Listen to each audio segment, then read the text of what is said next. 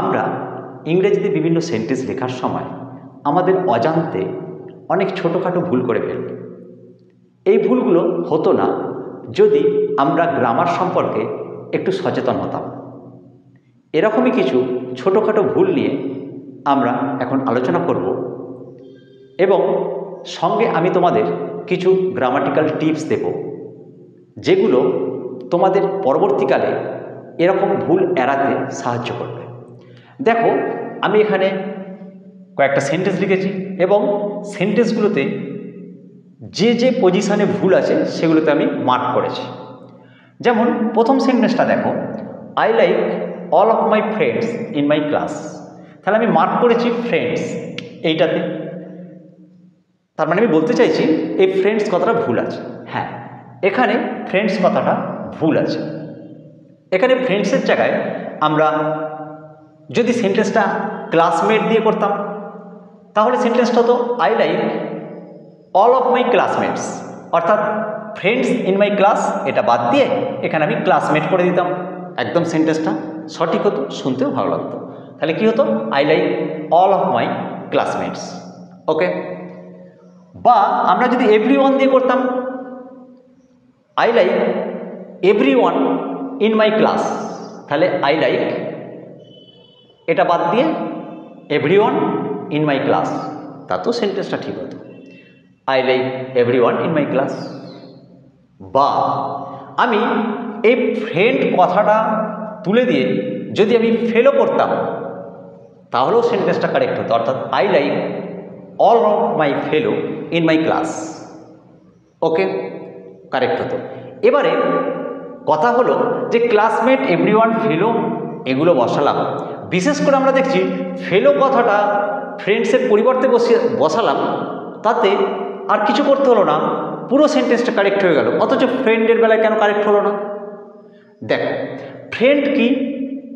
দেখো, ফ্রেন্ড বলতে খুব পছন্দের, খুব কাছের মানুষ, এরা সংখ্যায় দু একজন হয়। আর ফেলো বা ক্লাসের ক্ষেত্রে ক্লাসমেট বা এভরি ওয়ান, এগুলো কীরকম না, দেখো ফেলো বলতে মোটামুটি পছন্দের, এবং সে গ্রামের সঙ্গী হতে পারে, ক্লাসের সঙ্গী হতে পারে, মানে সহপাঠী হতে পারে।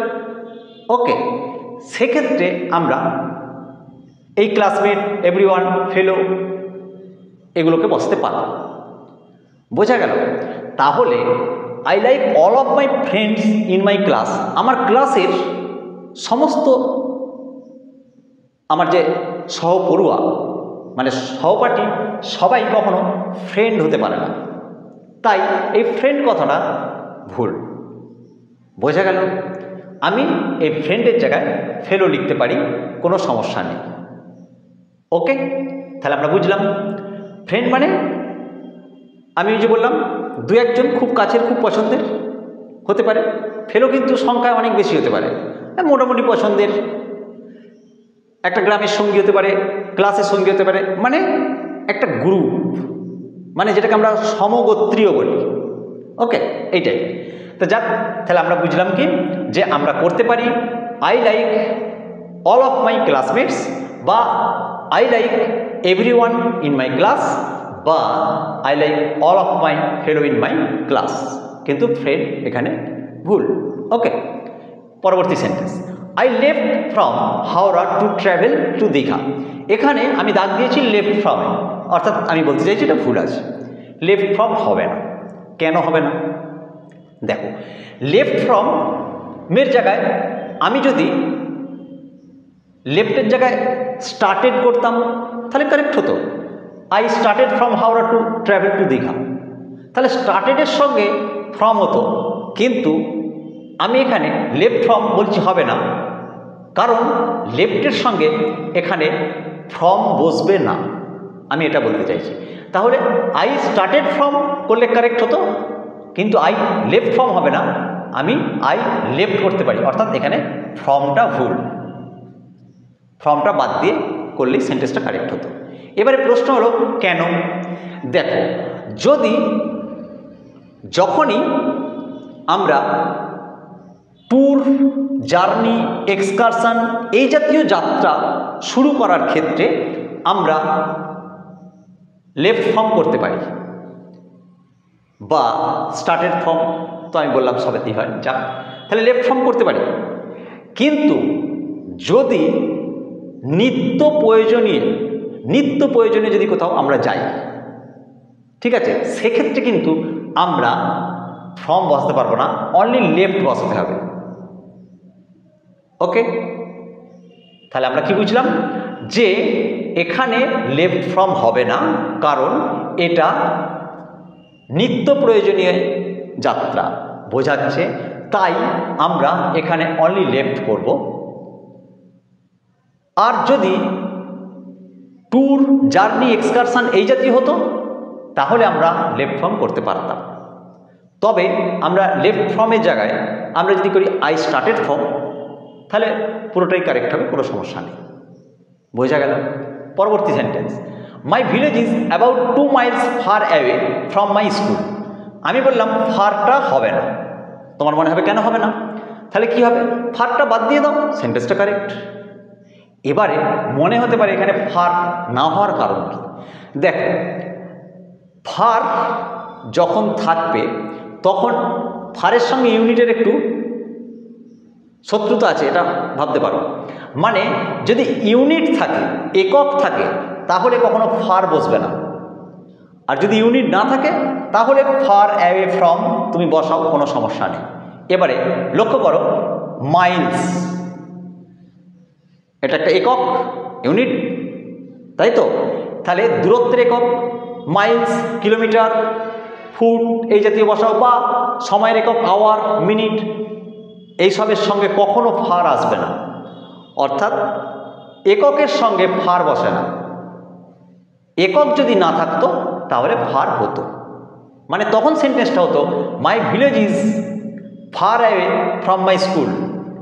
এই অংশটা বাদ দিয়ে দাও, তাহলে সেন্টেন্সটা কারেক্ট, তাহলে ফার তুমি রাখো, কোনো সমস্যা নেই।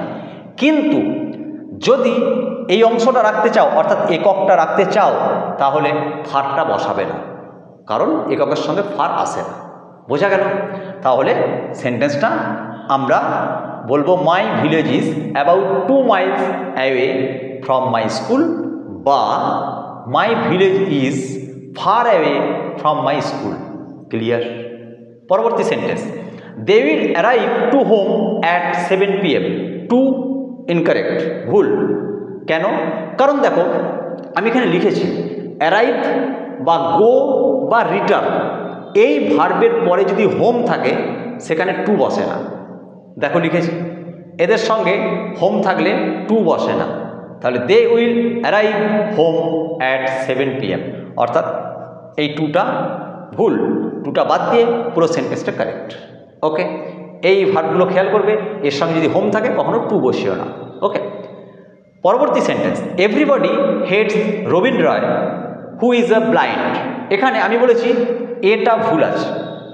কেন? দেখো, এ আমরা জানি আর্টিকেল, আর আর্টিকেল আমরা এটাকে কি বলি? ডিটারমিনার। আমরা ডিটারমিনারের ক্লাসে জেনেছি যে ডিটারমিনার। তা যাক, এ এরকম ডিটারমিনার আরও আছে, যাক, তাহলে আর্টিকেল এ এক ধরনের ডিটারমিনার, এটা আমরা জানি। এবং ডিটারমিনারের পরে কে আছে? Blind, adjective. তাহলে কেন? ব্লাইন্ড তো গুণ প্রকাশ করছে, তাহলে কোয়ালিটি প্রকাশ করে যে, সেই তো অ্যাডজেক্টিভ।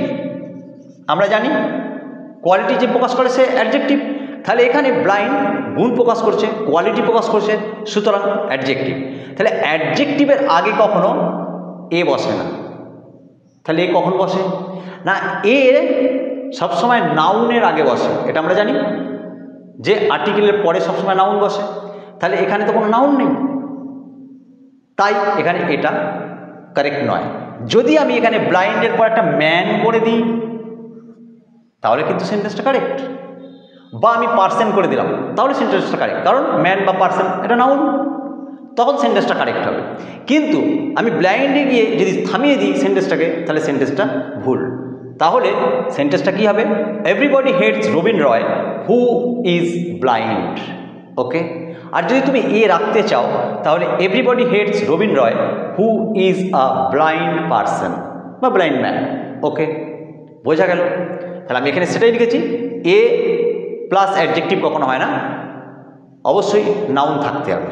ঠিক আছে, পরবর্তী sentence, up to date Bhairab still have not answered my letter. এখানে আপ টু ডেট ভুল আছে, তুমি আপ বাদ দিয়ে দাও, টু ডেট থেকে সেন্টেন্সটা করো, রাইট। ডেট বাদ দিয়ে দাও, আপ টু করো, তাও কারেক্ট। পুরোটা বাদ দিয়ে আনটিল নাও করে দাও, তাহলেও কারেক্ট। তাহলে আমরা করতে পারি যে to date Bhairab still have not answered my letter, okay, বা ডেট বাদ দিয়ে up to Bhairab still have not answered my letter, বা পুরোটাকে বাদ দিয়ে লেখো until now Bhairab still have not answered my letter.